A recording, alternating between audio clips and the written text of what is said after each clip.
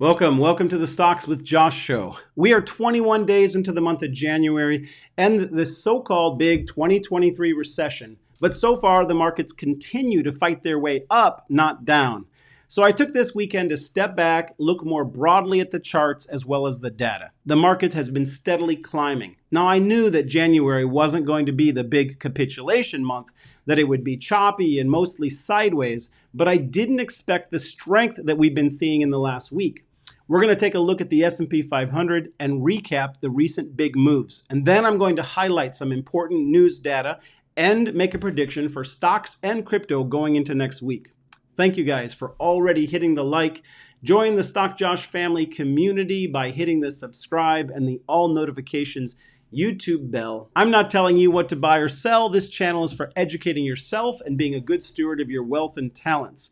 The scammers are always with us in the comment section. They use my name and my face. They ask you to contact them on WhatsApp and Telegram. It isn't me.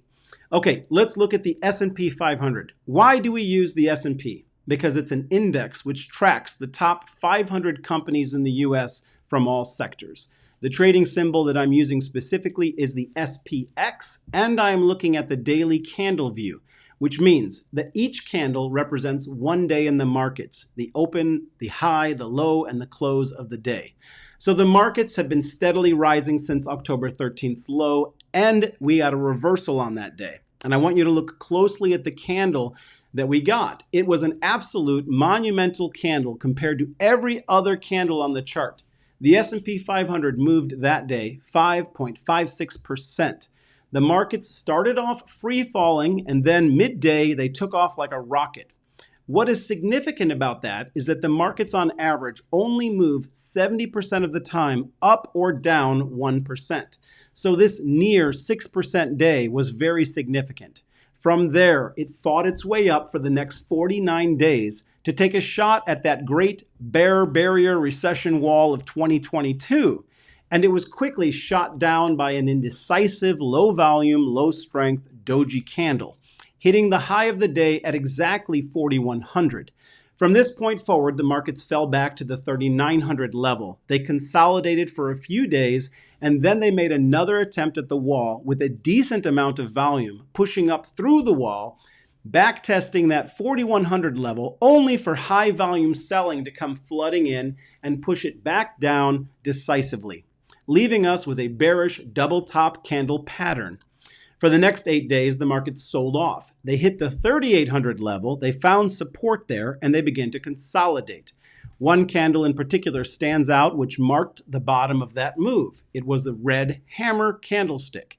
Since then, the markets have been steadily climbing back to retest that great barrier bear wall. And this last week, we spent 2 days fighting at the wall, but with very low volume. And yet again, we got rejected. The following day, the market sold off with high volume, which seemed to indicate that the bearish trend was back in charge. But then Friday came along and we got this giant green candle. But even more importantly was the daily volume. This was a trend reversing daily volume bar, trumping the recent sell-off. Okay, let's take a step back and discuss support and resistance as a concept. The more times that a resistance line gets approached, you'll often see a breakout, with the concept being that with each touch, more and more sellers have had the opportunity to sell, but they basically chose not to. So every single time we beat up against this wall, especially in a close or small proximity of time, it means that we're going to basically at some point break through it. Now at this point, in less than 50 days, we've actually tested resistance 4 times. Meaning that the direction of the markets now favors clearly a breakout move above the bearish line of resistance. That, taken together with the high volume bar that we got Friday, makes me believe that this coming week is going to be an absolute bullish breakout week. So if my charting is correct, where is the market ultimately headed? And how does this impact crypto? I'm going to give you that in just a minute. I'm going to take a quick station break for the Moomoo investment app. If you're looking for advanced trading tools designed for the retail trader on your phone, tablet, or desktop, click the link for the Moomoo app and get up to 15 stocks for opening and funding your account. This is a limited time offer, so take a screenshot of the details so you can take full advantage of the deal. They're only available in the US, Australia, and China, and they have a great stock screener for finding hot stocks, free level 2 data for trading and buying them and selling them, and 8 order types to protect capital and take profits. In addition, I have a chat group there called Stock Josh Fam, which is filled with great traders dispensing knowledge every single day. Remember, it takes heart to conquer Wall Street and tap into its endless wealth. Click the link, get your free stock, come find the chat. Okay, to predict the next big market move, I want to go back in the charts to a previous move that is very similar to the one that we just got. As they say, history doesn't repeat itself, but it sometimes rhymes. And this was the move that we got in the first quarter of 2022 with the same time frame that we're in now. It was from January to March. 3 unique similarities. There was a double top rejection in that time frame. We also got a giant 5% approximate reversal candle, as well as 3 of the largest volume days in that period were green days. This ultimately led to a bullish move back above the previous high over the course of the next 50 days, breaking up above the previous double top, driving the market up to its last peak before its largest move down. If we were to follow a similar path right now, it would mean that the next 10 days leading into the end of January could be very bullish, pushing us back up to around 4,200 on the S&P. But then, if we followed suit from the beginning of 2022, we would get another large sell-off of around 21.33%.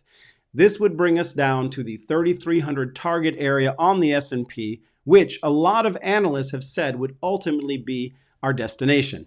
Now you might say, Josh, this is quite a speculation. Do you have any other supporting data? And the answer is yes. We got a signal from an indicator that called the big upswing right before the 2020 bull run, as well as it gave a buy signal right in October before the run-up. It's called the momentum thrust indicator. And yes, I've talked with you guys about this before. I talked to you about it in October.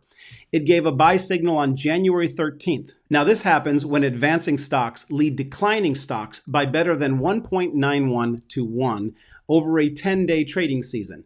Some very smart analysts tweeted about this indicator when it gave a buy signal. One of them was Mark Mineravini.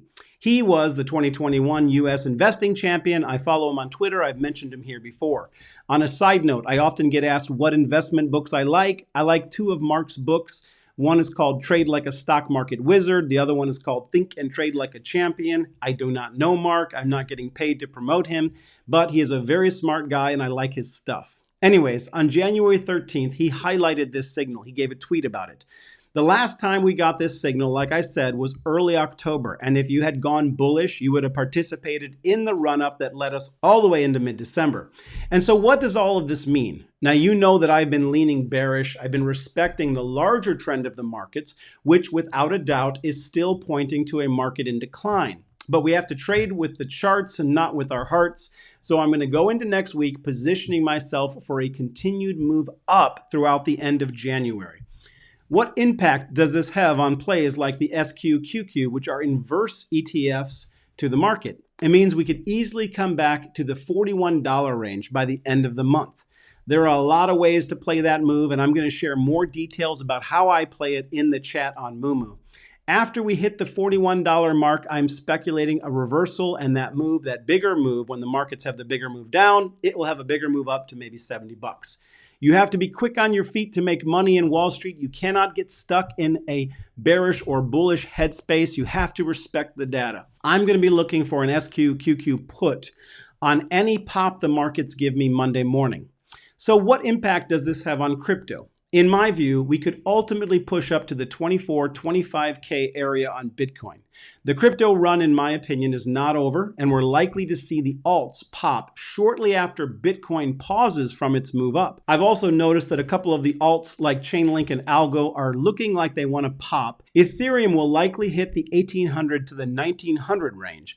This will cause tons of crypto FOMO buying, and yet again, you're going to see that people will buy the top of the move when they had months and months to buy Bitcoin under 17K and Ethereum under 1200. And I have talked about it so many times, coming short of begging you guys to make weekly investments while we were down below 20K. This move will, though, eventually fade, and Bitcoin will fall back, I think, one more time under 20K. But at that point, nobody's going to know how low it'll actually go. In my view, the only real support under 20K is at the 16,500 to 17,000 range. If we touch there, we'll likely bounce. If you've been following my page, I have been very bold about making the prediction that Bitcoin would not hit 12K. I continue to stand by that. I know that there's a lot of other people saying that it will hit 12K. I just don't see it. I'm out on a limb, but we'll have to wait and see how it all plays out. We still have big tech's earnings ahead of us. In particular, Apple's earnings are on February 2nd, and you know that I believe that Apple moves the market, as well as the fact that the day before we will have had the Fed rate hike on February 1st. All of this should make for a seriously volatile period, and I'm going to be covering Apple closely in the days leading up to those two events. If you made it this far, stop what you're doing and hit the like, subscribe, and all notification YouTube bell. I'd love to hear from you in the comments. If you guys are bearish or bullish, what do you think of my charting, and how are you getting yourself positioned on Monday? I hope you guys are enjoying your weekend. As always, peace and blessings. See you in the next video.